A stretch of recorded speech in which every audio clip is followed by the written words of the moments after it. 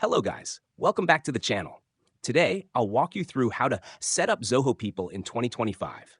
Whether you're managing employee records, tracking attendance, or automating HR processes, Zoho People is a great tool for businesses. Let's get started. 1. Sign up and access Zoho People. Go to Zoho People's website and sign up for an account.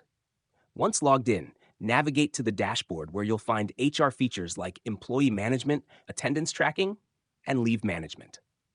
2. Set up employee profiles. Under the employee database, click Add Employee and enter details such as name and contact information, job title and department, joining date and salary details. You can also upload documents like contracts and certifications.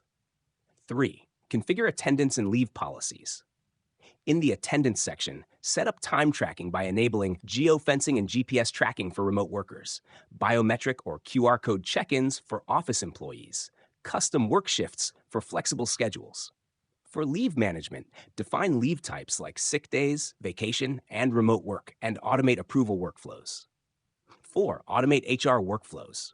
Zoho People allows you to automate HR tasks, such as onboarding checklists for new employees, performance reviews with self-assessment forms, payroll integration with Zoho Payroll or third-party services. 5. Enable employee self-service. Activate the self-service portal so employees can apply for leave and check balances, update their personal details, access payslips and company policies. 6. Integrate with other business tools. Zoho People connects with Zoho CRM, Zoho Books, Slack, and Microsoft Teams, making it easy to streamline HR processes across different platforms. That's it. With these steps, you can set up Zoho People and start managing your HR tasks efficiently.